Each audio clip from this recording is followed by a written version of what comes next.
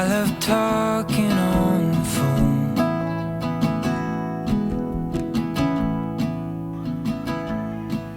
But hey, I just can't wait to have you home. Without fail, around this time each year, I'm inevitably filled with a mixed array of emotions. Part of me is completely excited for all the festivities soon to come on Halloween night. However, pieces of me can't help feel a tinge of sadness, as within just a few hours, this holiday will no doubt meet its end. With all that said, with all my might, the nagging negativity is pushed aside as to not hinder the remaining bits of its goodness. After all, there's still quite a bit left to be soaked up. Why should we wait another night?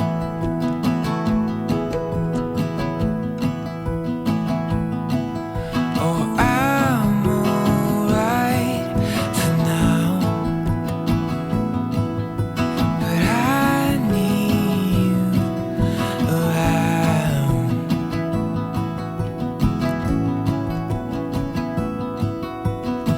I'm gonna love you till the end of time, because a love like ours is hard to find.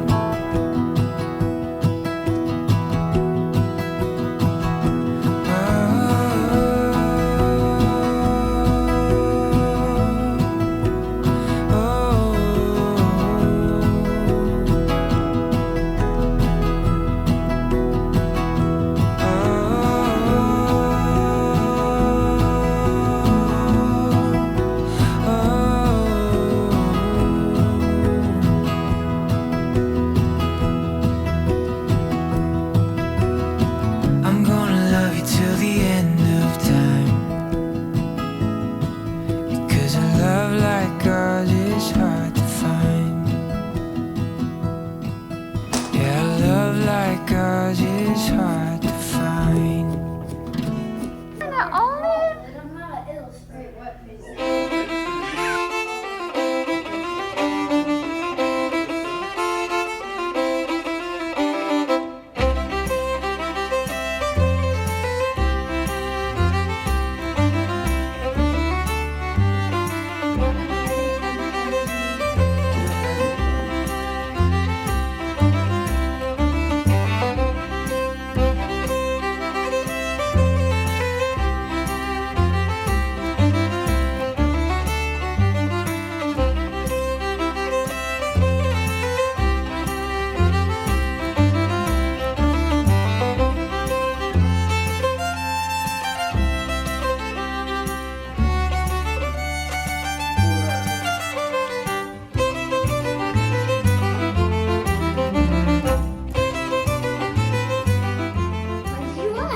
You're so good at it.